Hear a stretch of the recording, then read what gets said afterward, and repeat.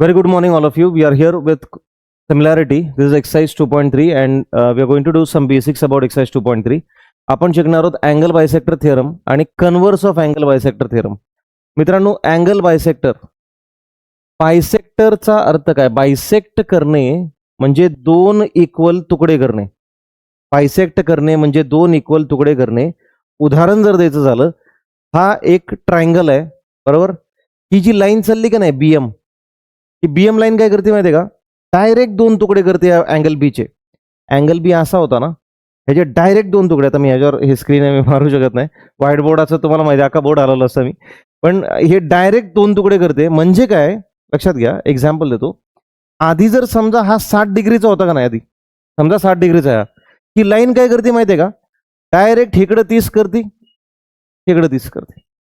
समजतंय? ह्या लाईनला काय म्हणायचं? Angle bisector. कोणत्या लाईनला? बीएम. बीएम कोण आहे? Angle bisector. नक्की कळतंय बायसेक्टर म्हणजे काय असतो? बायसेक्टर अशी रेष असते जिथे अँगलचे दोन समान तुकडे करते, दोन इक्वल तुकडे करते. मयुरी समजतं ना? ओके. आता अँगल बायसेक्टर आहे की नाही ओळखायचं कसं? हे दोन टिपके दिलेले असतात बघा. असे टिपके म्हणण्यापेक्षा दोन सर्कल असतात छोटे छोटे. ही डिझाईन लक्षात आली का? ही डिझाईन बघितली की तुम्ही समजून जायचं की हा बीएम कोण आहे? Angle bisector. एकतर दोन गोल असे काय म्हणतात त्याला, दोन सर्कल असतील किंवा दोन क्रॉस असतील, असं पण देतात बऱ्याचदा. इकडे बघा, असा क्रॉस असेल ना दोन्हीकडे, ते असं अजून स्पष्ट काढतो. एक तर दोन अंडी, एक तर दोन क्रॉस.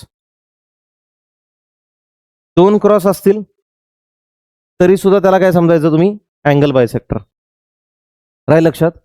आता हे जर का प्रश्नामध्ये दिलं असेल तर अँगल बायसेक्टर थिअरम नुसार आपण काय लिहू शकतो बघा. बाय अँगल बायसेक्टर थिअरम, हे बघा, in triangle ABC by angle bisector theorem.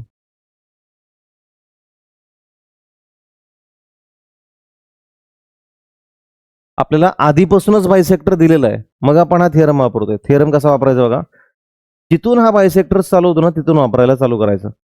BA upon BC, BA upon BC. एखादा म्हणेल सर तुम्ही पहिले बी पासून ए पर्यंतच का गेला? बी पासून सी पर्यंत पहिले जायला पाहिजे. नो प्रॉब्लेम, कसंही लिहा. तुम्हाला BC अपॉन BA लिहायचं तरी जमल. पण एक नियम आहे, एक नियम आहे, तो लक्षात ठेवलाच पाहिजे. जर तुम्ही वरती या पॉइंटला, जर तुम्ही वरती ए पर्यंत चाललाय ना, तर पुढे लिहिताना AM अपॉन MC लिहावं लागेल तुम्हाला. म्हणजे BA अपॉन BC जर लिहायचंय तुम्हाला, तर पहिले तुम्ही काय लिहिले? BA लिहिले ना. मग आता इकडे लिहिताना AM अपॉन MC लिहायचं. AM upon MC. हेच जर का तुम्ही उलट लिहिलं म्हणजे कसं? BC अपॉन BA, पहिले BC लिहिलं. लक्षात घ्या, हे पण दाखवतो तुम्हाला. BC upon BA. जर तुम्ही BC अपॉन BA पहिले कुठे गेलात? BC कडे गेलात. मग आता उलट लिहायचं, CM अपॉन MA. नक्की कळतंय? जे पहिले लिहाल तिकडनं खाली उतरायचं. BC अपॉन BA लिहिल्यानंतर काय लिहायचं? CM upon MA. CM upon MA. दोन्ही बरोबरच आहेत, दोन्ही बरोबर आहेत. कळतं नक्की? हे सगळं कधी कराल?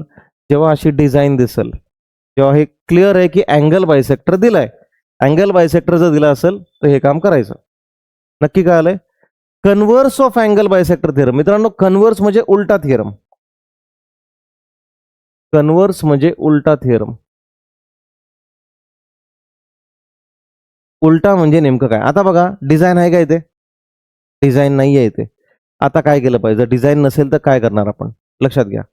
Converse of angle bisector theorem, design तर काय दिलेलं नाहीये. मग आता ह्या ठिकाणी ना तुम्हाला रेशो दिलेला असतो बघा. आकडे दिलेत लगेच. इकडे आकडे होते का? नव्हते आकडे. आता इथे ना तुम्हाला रेशो स्वतः लिहावा लागेल. कसा लिहायचा रेशो बघा? मागासारखाच लिहायचा.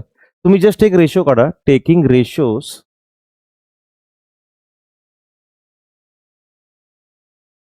QP upon QR. जस्ट काढून घ्या बरं. QP अपॉन QR किती येते सांगा बरं? काय व्हॅल्यू येईल? QP ची किंमत किती आहे? 3 आणि QR ची 6. 3 1 जा 3, 3 2 जा 6. आन्सर किती आलं? 1/2. आन्सर आलं 1/2. QP अपॉन QR आन्सर आलं 1/2. डाऊट येतपर्यंत काय? आता इथे एखादा पॉईंट टाकला पाहिजे आपला. PM अपॉन MR काढूया आपण. PM upon MR. PM upon MR काय येईल? 4/8. चला सॉल्व्ह करूया. 4 1 जा 4, 4 2 जा 8. आन्सर किती आलं? 1/2. बघा बरं दोन्हीकडचे आन्सर सेम आले का? जर दोन्हीकडचे आन्सर सेम आले तर आपण काय लिहू शकतो? Therefore QP upon QR is equal to PM upon MR. इथपर्यंत काय डाऊट आहे का? QP upon QR is equal to PM upon MR. कारण दोघांची किमती सेम आल्या की नाही? आता नीट लक्षात घ्या. दोघांच्या जर किमती सेम आल्या तर रेशो इक्वल आले, ह्याला रेशो म्हणतात. जर रेशो इक्वल आले तर तुम्ही काय म्हणायचं माहितीये का? ह्याच्या पुढे therefore bye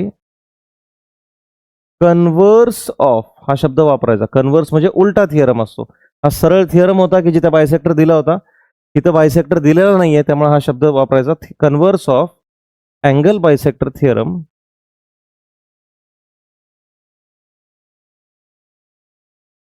bye converse of angle bisector theorem आपण म्हणू शकतो की QM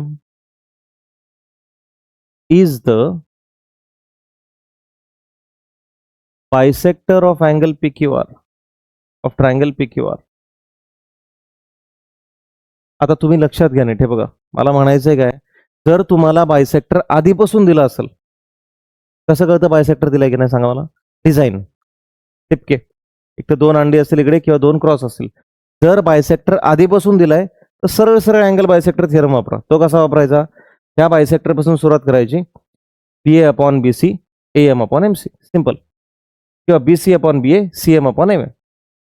पण जर का बायसेक्टरचं चिन्ह दिलेलं नाहीये पण लाईन तर आहे, मग काय करायचं? पहिले रेशो काढायचे. कसे काढायचे रेशो? इथूनच सुरुवात करायची. असं समजायचं जसं काय बायसेक्टर दिलाय, असे रेशो काढायचे. QP अपॉन QR व्हॅल्यू काढायची. PM अपॉन MR व्हॅल्यू काढायची. व्हॅल्यू सेम आल्या का? आल्या. जर सेम आल्या तर काय म्हणायचं? By converse of angle bisector theorem QM कोण झाली? बायसेक्टर. नक्की कळते का? QM बायसेक्टर आपल्याला दिली नव्हती, आपण सिद्ध केली. We proved it. कसं काय प्रूव्ह केलं? आन्सर सेम आणून. आन्सर सेम आलं म्हणून बायसेक्टर झाली. समजा आन्सर सेम नसतं आलं, असं बघा की इकडे 1/2 आन्सर येते आणि इकडे 3/2 आन्सर येते, मग सेम आहे का? नाही. सरळ काय म्हणायचं? बाय कन्व्हर्स ऑफ, हे सगळं टाकायची गरज नाही. सरळ सरळ टाका QM is not the bisector.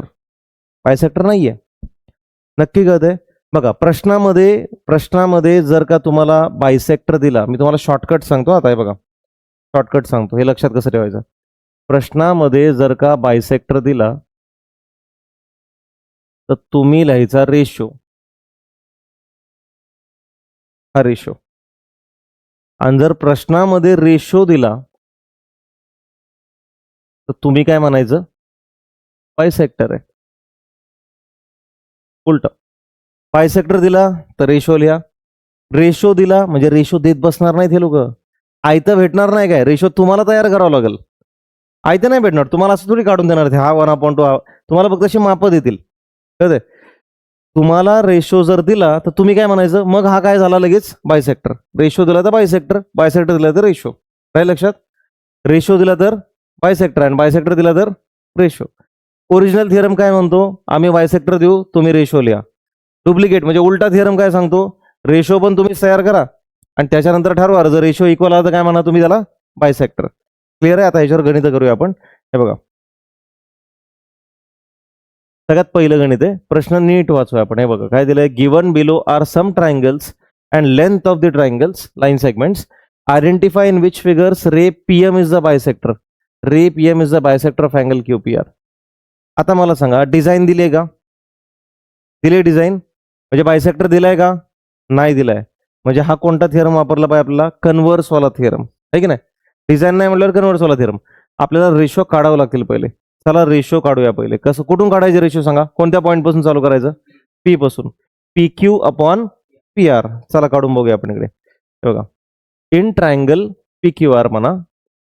In triangle PQR PQ upon PR.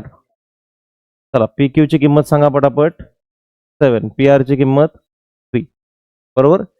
समजा याला एक्सप्रेशन नंबर 1, इक्वेशन नंबर 1 असं टाकून द्या. ठीक आहे. Result number 1. In triangle QPR टाकलं, पीक्यूआर टाका, क्यूपीआर टाका, व्हॉट एव्हर इट इज. आता मला सांगा अजून कोणाचा रेशो घेणार तुम्ही? जर तुम्ही पीक्यू पहिले घेतलं तर काय घेतलं पाहिजे? क्यूएम अपॉन एम आर, बरोबर, QM upon M R. Now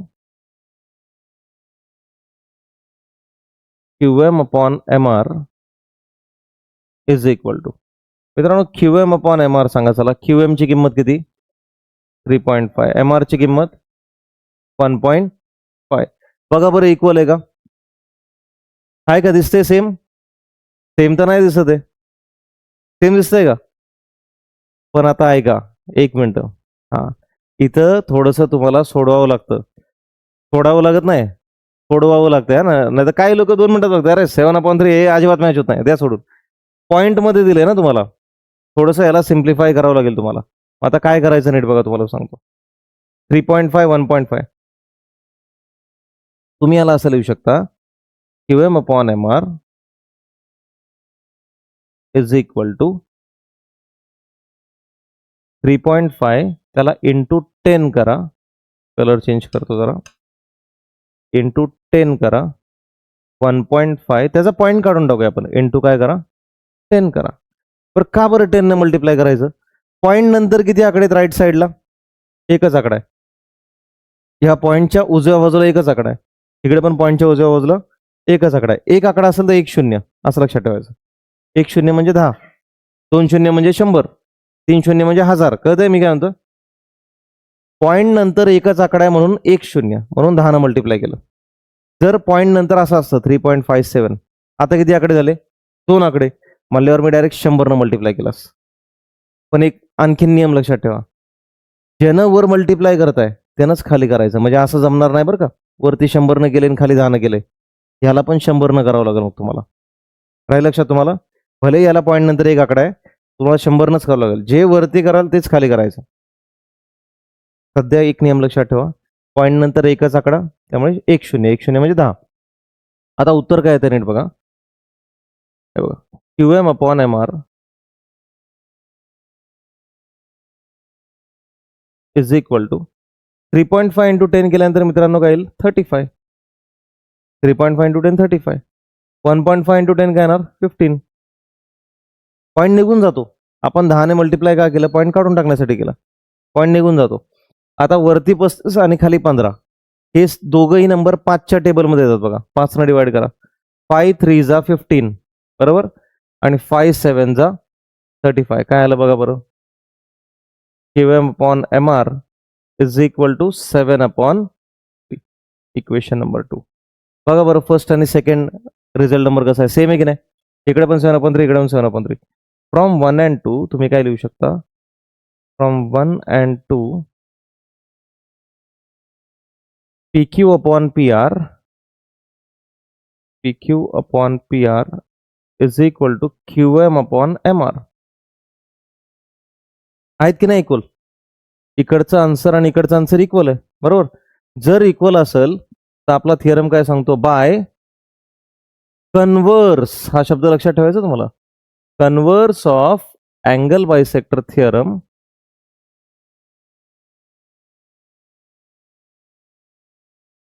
bye converse of angle bisector theorem तुम्ही काय म्हणू शकता? पीएम, पीएम कोण आहे?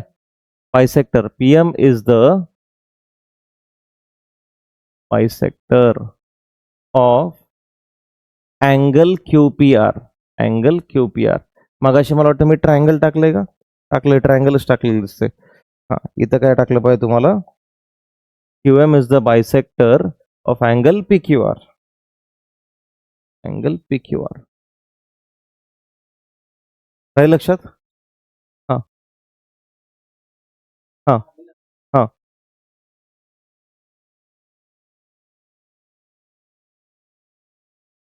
हा, मग सेम झालं घे बघ ना.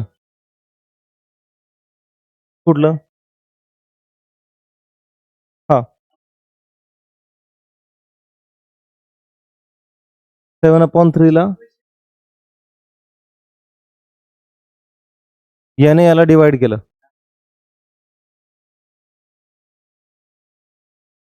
दोघांना 2 ने डिवाइड केलं. हा नाही नाही नाही नाही, ऐका ऐका ऐका, यांचं म्हणणं असं आहे, आता कारण तुमचा आवाज इथनं त्यांना पोचत नाही, मी पोचवतो. फक्त मी बरोबर बोलतोय की नाही मला सांगा, आहे की नाही, म्हणजे असं नको व्हायला की मी हे लोक काहीतरी खतरनाक गोष्ट विचारतात आणि मी फेक खोटं सांगतो, असं असं होणार नाही, कधी आयुष्यात होणार नाही. त्यांचं असं म्हणणं आहे की हे एवढं सगळं करण्यापेक्षा ह्याला तुम्ही 2 न डिवाइड केलं असतं तर लगेच 3 3.5 आलं असतं. 3 न डिवाइड केलं असतं तर किती आलं असतं? 1.5 आलं असतं. बरोबर की नाही? हेच म्हणणं आहे ना तुमचं? मला सांगा, 2 न कधी डिवाइड करायचं, 3 न कधी करायचं, 4 न कधी करायचं, हे कसं ठरवायचं? तुमचं म्हणणं पटलंय मला. मी तुम्हाला चुकीचं ठरवत नाहीये. तुम्ही बरोबर बोलताय. 2 न कधी डिवाइड करायचं? अरे मित्रा, तू हुशार आहेस. हुशार म्हणण्यापेक्षा तू लक्षात ठेवल्यास काही गोष्टी, की ₹7 अर्धे ₹3.5. 7 कोटीच्या अर्धे काय असतात? 3.5 कोटी. एक रेंज रोवर येते त्यामध्ये, आहे की नाही? म्हणजे हे तू लक्षात ठेवलंयस. 3चा अर्ध 1.5. पण सर्वसमावेशक काय असते? इंटू 10. तू केलंय ते कधी बरोबर आहे? आता पण मला सांग. बरं, मला एकदा एक्सप्लेनेशन देऊ द्या. डिवाइड बाय 2 वगैरे बरोबर आहे की नाही? आता हा दुसरा प्रश्न आहे बघा. मुळात काय माहिती आहे का? तू ह्याला डिवाइड बाय 2 करूच शकतो आणि ह्याचा आन्सर हे आणूच शकतो. तो काय प्रॉब्लेमच नाही. वरती डिवाइड बाय 2 केलं तर खाली पण काय करावं लागेल? Divide by. पण आता हे कोणाला शक्य आहे? तुझ्यासारख्याला शक्य आहे बाबा. सगळ्यांना शक्य आहे का ते? नाही. मग सगळ्यांनी काय करावं? पॉइंट बघितला. हा असा मेथड आहे ना, ही अशी मेथड आहे ना, म्हणजे हे कसं आहे बघा, 2 रस्ते आहेत तुमच्याकडे. एक शॉर्टकट आहे, पण तो पाण्याखाली आहे, थोडंसं पाणी आहे. दुसरा लय लांबून आहे, फिरून आहे, पण पाणी कमी आहे किंवा नाहीच आहे. साहजिक आहे. तो रस्ता घ्या तुम्ही. तिथे तुम्हाला अडकायची भीती नाही, गाडी बंद पडायची भीती नाही. आत्ताच्या पावसाच्या ह्याच्यात तर हेच उदाहरण योग्य राहील. मी तेच करतोय. पार नवले ब्रिजला टर्न मारून इकडे येतोय, जेव्हा की मधनं मला दत्तनगर मार्गे रस्ता आहे. पर्याय नाही ना, या काय म्हणतात त्याला, सरकारी हॉस्पिटलच्या इथे पाण्यात जायची गाडी आपली. नको उगाच ना. मग इथे कसं आहे बघ, हा मार्ग तुला कधी चुकवूनच देणार नाही. मी इकडे काही गणित असू दे. पण लक्षात घे मित्रा, जर का जर का बायसेक्टर नसणार आहे, असं पकडतो 2 मिनिटासाठी. आता हे बायसेक्टर होतं म्हणून एवढी सगळी चर्चा चालू आहे आपली. उद्या जर हे बायसेक्टर नसतं, असं पकड की इथं 3.5च्या ऐवजी 3.8 दिलंय. काय दिलंय? 3.8. मग तू हे डिवाइड करशील का 2 ने? नाही. मग हा कार्यक्रम फेल आहे की नाही? म्हणून मला तुला काय सांगायचं की नेहमी असं जुळेलच असं नाही. नेहमी जुळेल असं नाही. पण तुला सुचलंय तू 100% कर, तो काय प्रॉब्लेम नाही. अगदी बरोबर. 100% बरोबर. इथे ह्याच्यापुढे एक स्टेप टाकायची, डिव्हायडिंग बाय 2, वरती डिव्हाइड बाय 2, खाली डिव्हाइड बाय 2 आणि ह्याला आन्सर काढायचं. No problem. काही चुकीचं नाही. पण जनरली ही मेथड आहे.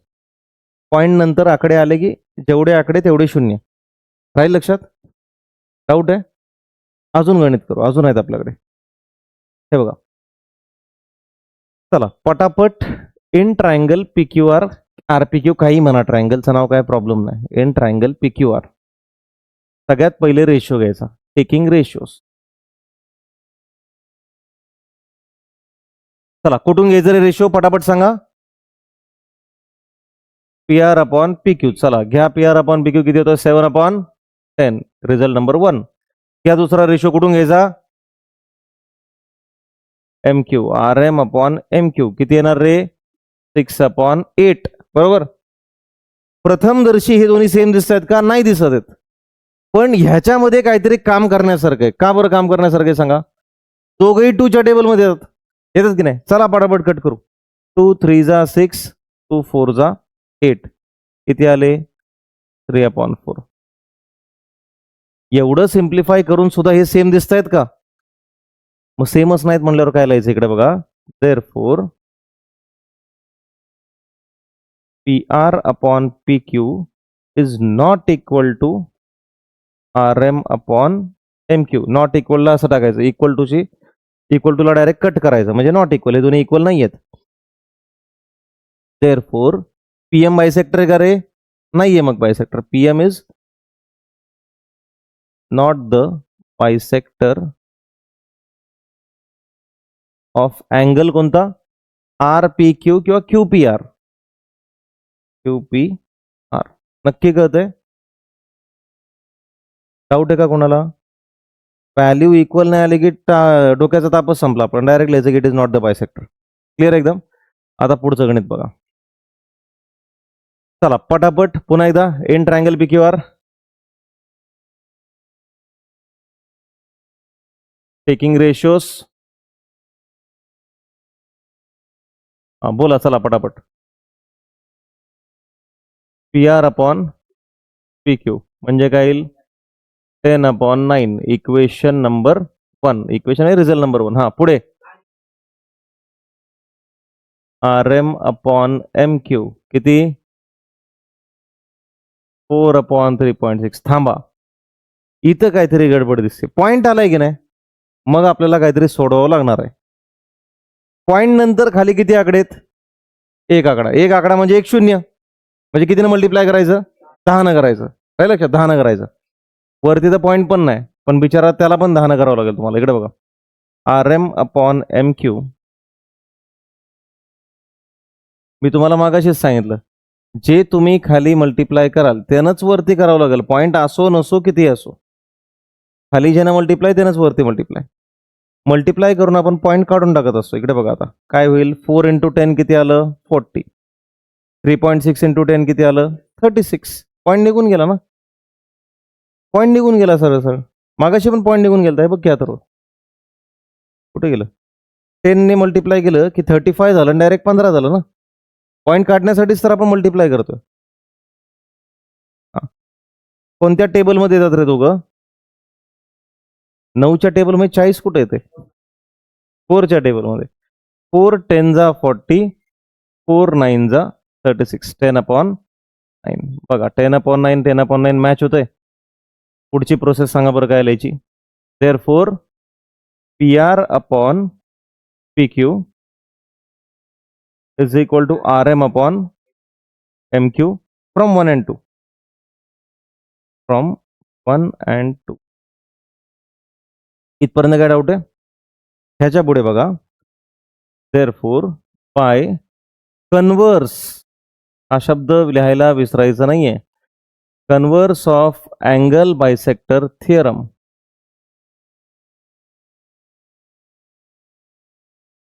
Bye converse of angle bisector theorem. कोण झाला रे bisector PM. PM is the bisector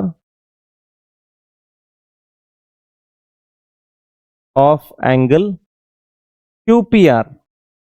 RPQ म्हणा किंवा QPR म्हणा एकच गोष्ट आहे.